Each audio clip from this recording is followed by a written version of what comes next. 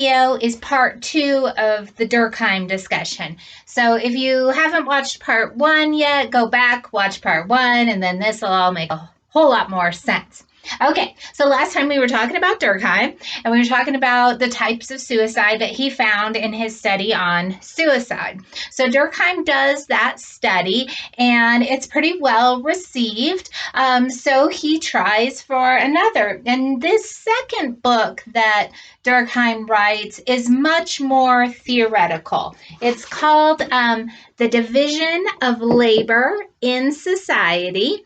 And what Durkheim kind of gets curious about, like we talked about with suicide, is he gets a little curious about, like, what's that glue that's kind of holding people together. And we call this in sociology, we call it social solidarity. I'll write that up here.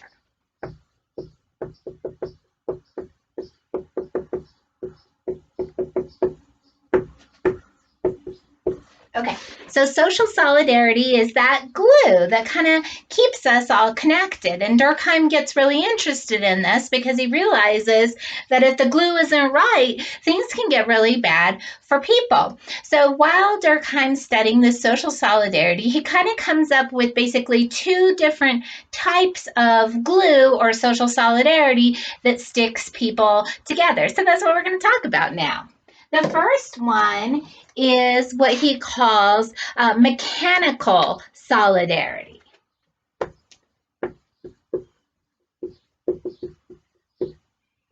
Mechanical solidarity is when each piece of the society performs many of the same functions together. So this is traditionally found in like a tribal or what we call traditional society, small groups where everybody does everything together. So like everybody hunts together, everybody builds shelter together, everybody creates clothing together, everybody helps preserve food together. Everybody in society is sort of doing the same sort of activities as a group together. And this really keeps you really well connected, right? Because you're doing everything together. It's a little confusing because Durkheim chose the word mechanical solidarity. But remember, Durkheim's writing before we have all these big, fancy, complicated machines. So he was thinking, oh, this is the part in the semester where you learn I can't draw. But he was thinking of like a cog. So I'll draw a little cog up here. Oh boy, this ain't good. Oh, that's actually one of my better cogs. Okay, so he was thinking of kind of like a cog. And in the society, each thing touches the whole cog, right? So that's why Durkheim chose mechanical solidarity. Okay, so this is in small, forgive me for saying simple, tribal societies have mechanical solidarity. Now, the next type of solidarity is organic. And in organic solidarity, things start to get a little bit bigger. Society's not so small anymore, and society's getting really, forgive me again, complex. And so we can't all just do everything together, like with the Industrial Revolution. Like everybody can't be in every factory making everything or doing every job, right? Things get a little more complicated. And so we need to start depending on one another to do specific jobs. And so that is organic solidarity. So that's a system based on dependency. Gosh, we're learning a lot about that during the pandemic, right? Because there's so many different jobs and everybody needs to do their job for the other people to do their job. And it's real easy for like supply chains and things to go very badly because we're all so interconnected and dependent on one another. That is organic solidarity. And Durkheim chose organic because he was thinking of it like an organism. So I'm going to draw another sad little picture for us. This will be a human body that'll look a little more like a messed up gingerbread man. Okay, so this is what Durkheim is thinking for organic solidarity, where it's like an organism. So there's like a heart. I know that hearts don't look like hearts.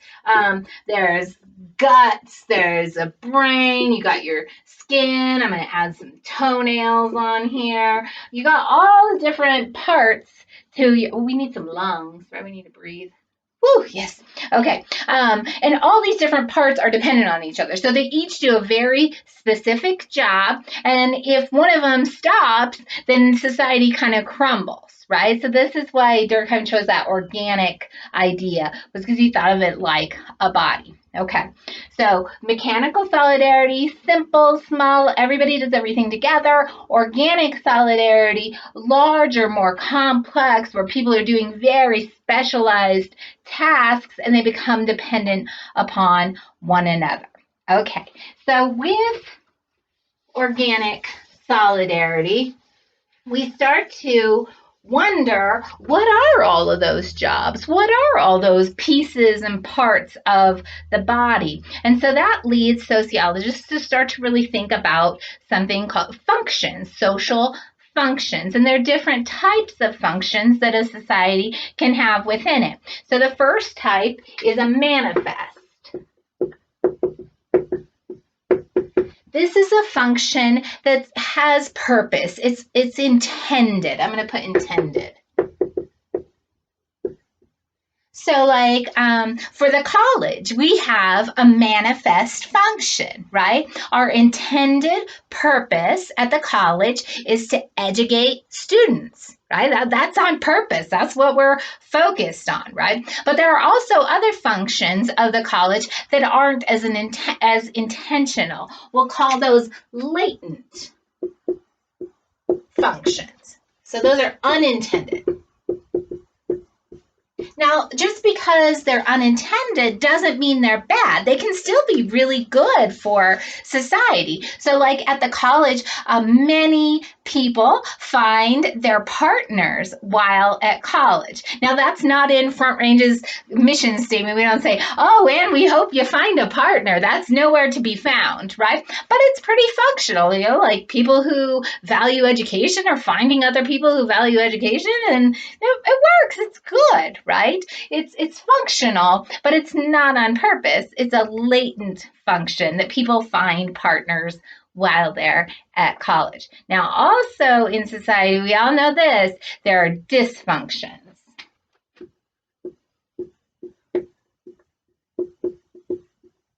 Okay. These are when something is not working. So I'm going to put disruption.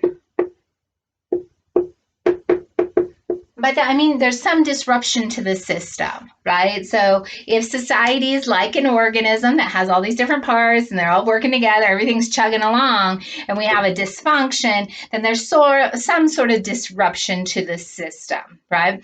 The pandemic is a disruption. It is a dysfunction right now, right? Like I'd really rather be in the classroom with you guys. This YouTube thing ain't for me. But we're trying our best through it, but it is pretty disruptive, right? Like not being able to see your teacher or not being able to be in the classroom. I have to retool a lot of different assignments and activities because we're not face to face.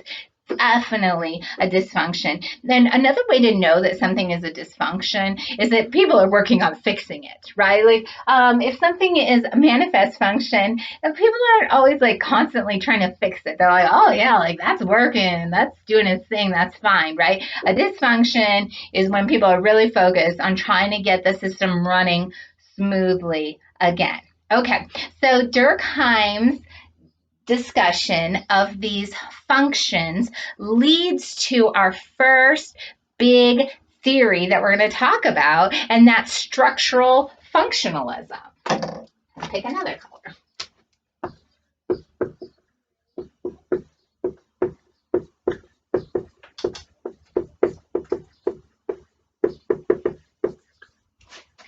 And the idea with structural functionalism is that if we could just understand all the functions, all the latent functions, all the dysfunctions in a society, we could kind of be like the doctors of society, sociologists could be. And they could try to find all of these things and understand society just like a doctor would understand the body. And they'd understand every little piece and part of society. And they know when things are starting to go bad, and they'd be able to fix them and make sure that everything's running along smoothly. So this is a way we can see society, right? We can see society like an organism, like the structural functionalist viewpoint, that there's all these different parts, and in an ideal world, they'd all just like work together and everything would run smoothly and we'd all be happy and so on and so forth. This comes with some consequences, though. So there are some problems with viewing society from this functionalist viewpoint. And that is that the functionists really overemphasize stability. I want to draw my whacked out body again up here. Okay, so we got all the different parts. Oh my, that is a scary, sad person, but that's a person. So we got this body and it's chugging along and everything, like running smoothly. And remember, I had toenails on my other one, and let's use the brain. Okay, so the brain, obviously in society, like that's a good job, right? Like you're in charge, you're making decisions, you're moving everything. Like that's a really important job, really good job, if you will, right? Being a toenail, that's not a good job, right? Like that's the job nobody wants in society. Maybe that's comparable to some sort of sanitation job or like something that's like just not the top of society. You don't have a lot of power. You're not making a really great wage. You're not making a lot of big decisions. You're just like kind of there to keep the toes safe, and it's not a whole lot of fun, right? So let's say you are the toenail and you're like, you know what? I want to go to college. I want to change my life. I want to become a brain, right? And what if all the toenails, they said, you know, that's it. We're done with this. We're moving up, right? A functionalist, because they overemphasize stability, they don't really want a whole lot of change. They kind of want people to just stay where they are, and so that things can stay stable and not jumble the system, right? So that creates a lot of problems if theoretically you're interested in issues of inequality or if you want social change, then the structural functionalist perspective isn't exactly the theory that you need to sort of help you do that. Because again, the functionalists just want everything to sort of stay the same and everybody just like do your job and do it well, and that keeps society stable. Now, that's not, I mean, there is a place for structural functionalists, right? It is a good theory. It catches a lot of bad flack right now because we're really interested in inequality and we do want to change things. So a lot of people aren't structural functionalists in sociology, but it is an important thing to think about in society. It is important to keep it at least a little stable sometimes, because it doesn't take a lot for society to get really out of control. So we kind of need this like balance where we want things to be like sort of stable, but we want to allow some change too. And the functionalist theory just really, because they overemphasize stability, isn't always really strong when we're talking about issues of inequality. Now, in the United States, most people were functionalists for a long time until about like the early 60s with the civil rights movement. Then functionalists went out of popularity. But in the United States, prior to the civil rights movement, most sociologists were functionalists, and they were working with this guy named Parsons. I'll write that up there. Parsons. And what Parsons was doing is he was going around like society, and trying to just list all those manifest functions, all those latent functions, all this dysfunctions for every part of society. And a lot of sociologists were helping them. It was said to be doing Parsons' work. You were helping Parsons try to understand the organism, and they really did think that it would be like a doctor, where you would like learn all the parts and then you'd be able to go help fix things if there was a dysfunction, right? Now, the problem with this, and this will be my last discussion for this topic, is what if society changes, right? Because we all know bodies, they change a little, right? But society is moving, right? It's changing all the time, and it's so big and there's so many different parts. So what the Parsons people were doing, they were running around trying to write everything down real quick. But as soon as they wrote everything down, stuff would change and they'd have to rewrite it, right? And so it was just like this circular thing where society was changing, they were trying to write it down. It wasn't really functional. Irony. So Parsons went out of popularity with the civil rights movement, and we move on in the United States to a focus on conflict theory. So our next video is going to be about Marx and conflict theory. Can't wait to see you then. Thanks for listening to my little discussion of Durkheim. Bye, students.